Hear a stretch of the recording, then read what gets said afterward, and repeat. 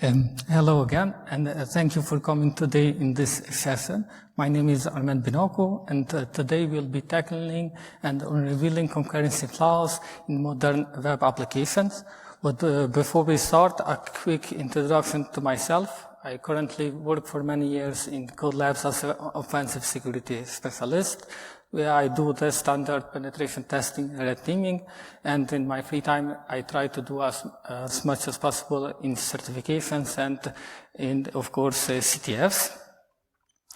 In this session we will cover different topics, with the most important being what are race conditions, the impact they have in the real world, the concurrency problem, and how they occur, of course. We will also explore a coupon redemption exploit, which we will explain later. We will also mention some tools which could help us to find more complex race conditions. And of course, in the end, we will explain some other attack scenarios, which includes two-way bypasses, account takeovers, and brute force attacks. And in the end, we will try to get some suggestion in regard to race condition vulnerabilities. So we will explore some mitigation strategies. Before we start, it's important to know what are race conditions. Race conditions are a type of vulnerability which goes in the subcategory of time of check, time of use vulnerabilities, which are a subcategory of business logic vulnerabilities. So race conditions are vulnerabilities where parallel requests are handled in a not a safe way.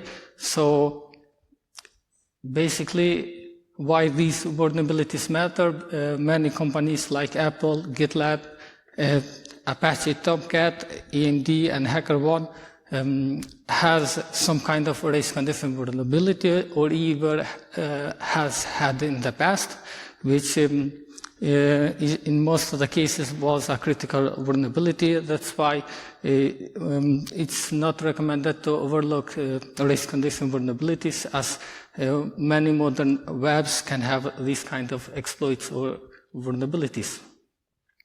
Basically, how they occur in websites are when we process a request concurrently without adequate safeguards. This can lead to multiple distinct threads interacting with the same data at the same time, resulting in a collision that we sometimes call a race window. We also need for a race condition to create a carefully timed attack to cause intentionally that collision and exploit it for malicious purposes. Let's say a normal request uses one thread, and for the other endpoint we use another, which most of the times would be a safe implementation of request handling. But imagine one thread doing all the requests simultaneously, like in the image below. If the endpoint is a critical endpoint, then we potentially can find a race window or even a collision for exploitation. In this example, I will be explaining a race condition where we try to limit overrun a certain feature or endpoint. In this case, we have a coupon redemption exploit, where we try to limit the endpoint with many coupons, so we can exploit that feature. Before we start, let's say we have an e-commerce site which should handle the request in this way. So it should handle the request by checking that the code hasn't been already used. We apply the discount code, and then the database updates that discount code to our total order. This should be a normal request. But what happens if at the race window where the coupon gets validated, we send multiple requests? So To be able to detect and exploit race condition vulnerabilities, it's first important to identify a single use or rate-limited endpoint. In this case, we have a 20% coupon code, which we can only use one time. If we try to use it multiple times, it will say code already used. So the goal is to overrun that limit and to use multiple coupon codes so we can get a product for very cheap or even free. To do that, we need to probe for clues. In this case, how we probe for clues are we use a technique called benchmark. The technique identifies how the endpoint would behave in normal conditions. To do that, it is recommended to add a group in the repeater tab. So basically for this attack, we are using burp suite. And so we have an easier testing form. We group 20 requests, which are normal post-cart coupon requests, and we group them in a tab. The reason is to see how to behave and to test if potentially the endpoint is vulnerable. But before we move on, Burp Suite offers 3 sending methods in groups, which are for group 1 to send it in a sequence. That means that all of the requests will be sent one by one, and so on, to test if the connection is handling the request in the same manner.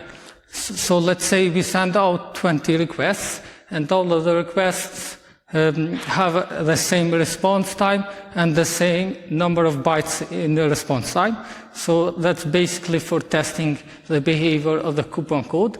We also can send for testing purposes in separate connections. So let's say it will be sent request 1, then the request will be closed, then request 2 will be sent, and so on, to test what would happen if different users would use that feature. And the third feature, which is the most important, is the send group in parallel. This feature allows us to send all the requests in a single time window, which also enables race condition vulnerabilities. So to do that, it's pretty easy. We just send a group in a single connection. So let's say in the group we have 20 coupon codes. All of them are the same. It should only validate only the first one, because this kind of grouped requests are not meant to find race condition vulnerabilities, but only to test them.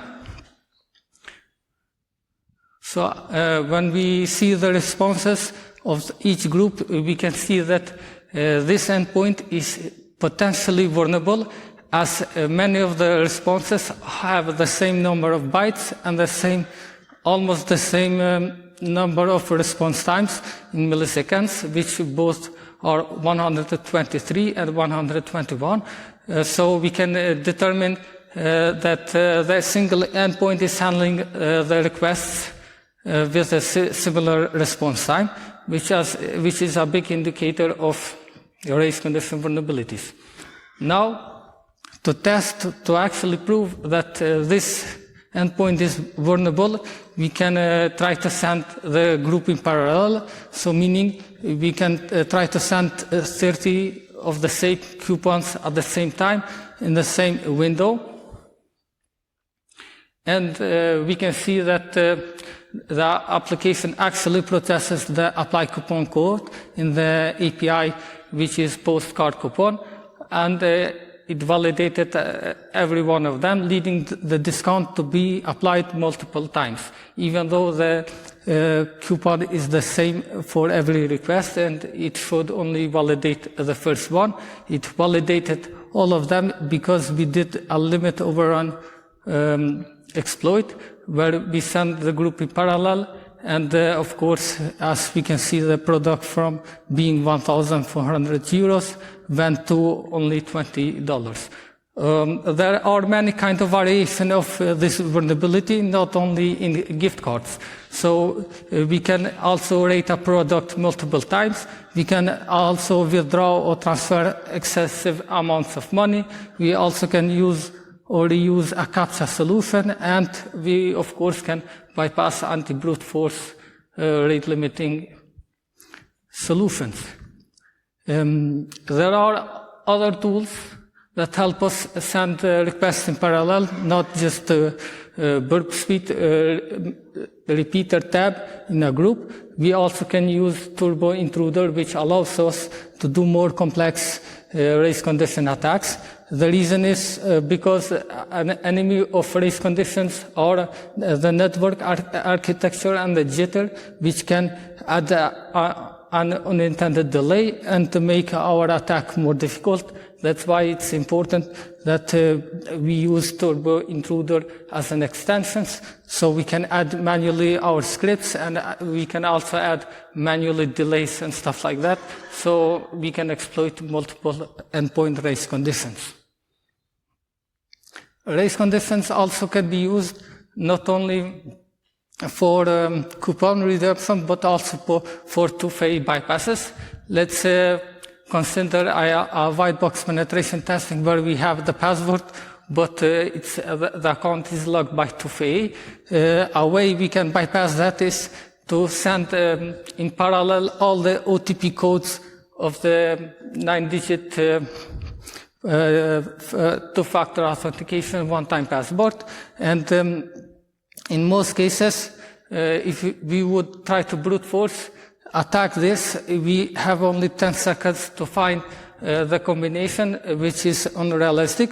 But if we send with a single packet multiple requests, we can find the time window, and within 12 seconds or 10 seconds, we can find the one-time password code of the two-phase, and therefore bypassing this security measure.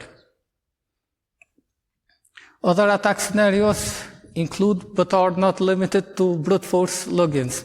Let's say we have a rate limiter or a web application firewall, and we cannot do too many requests. What we can do is group all our brute force attacks in a group, and we can send it in a parallel. What will happen is burp speed would send all the requests as a single packet, and the web application firewall would count it only as one request, therefore bypassing rate limiting. Other more complex attack scenarios happen in a company known as GitLab, which was a multiple endpoint race conditions, which didn't happen in the first endpoint, but in the second. So GitLab had a password reset function, which still modern web apps use this similar functionality. Let's say if we forgot our password and we are a legitimate user of the platform, we could, under certain circumstances, reset our password, which then GitLab would give us a one-time password, a static password, for generating the reset password link. What would happen is the session or the OTP of the reset password link would be static and easy guessable, which if we would attempt to reset another user's password, we would need the same token, which is used for our account, and we would do a race condition where we would send multiple requests with the same token, but to different email addresses, and send them in a parallel.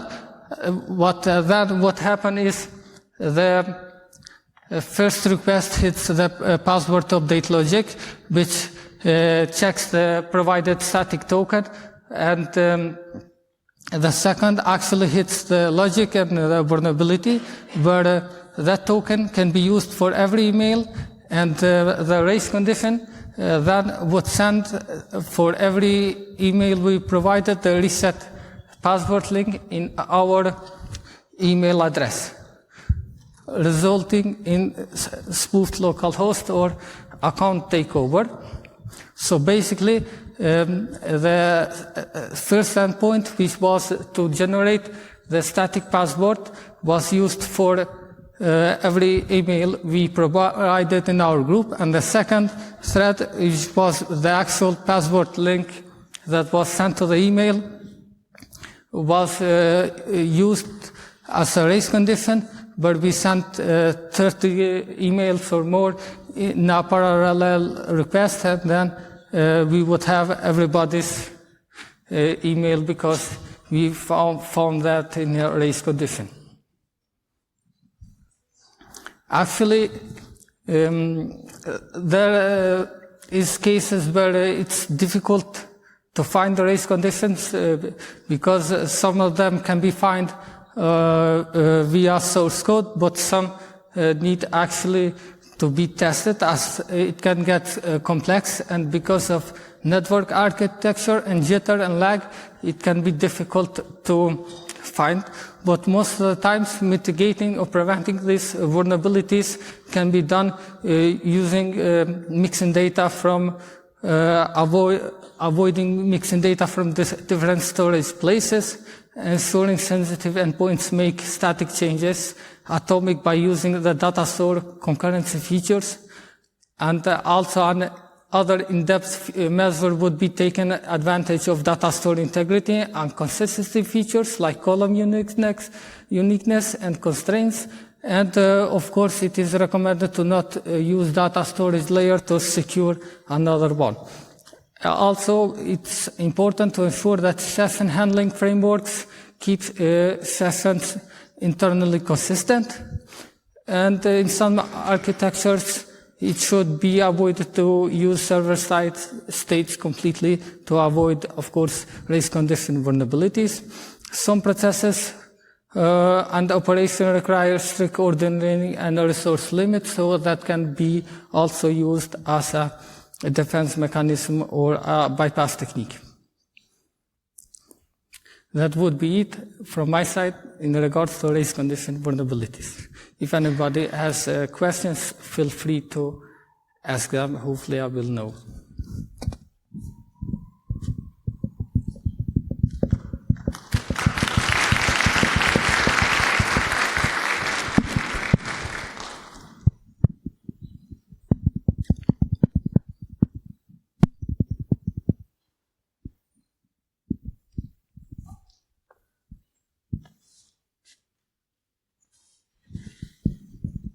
Hey Armend, great presentation.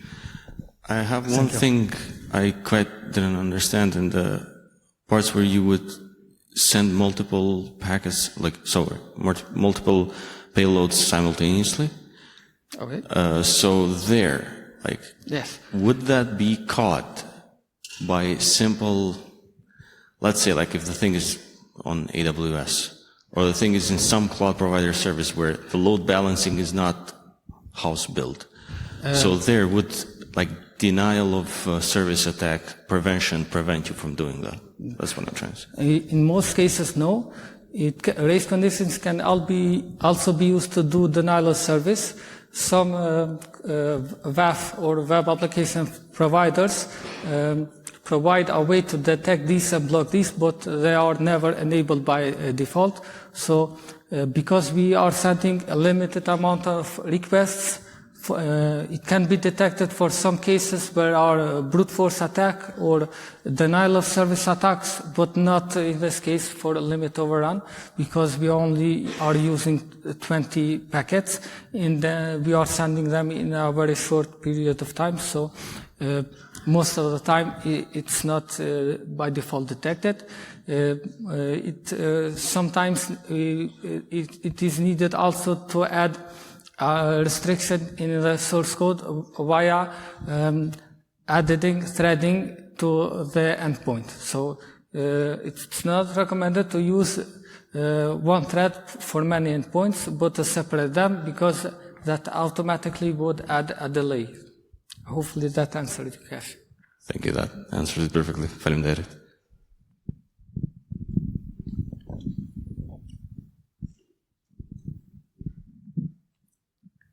Anybody else? No. Thank you very much. Thank you.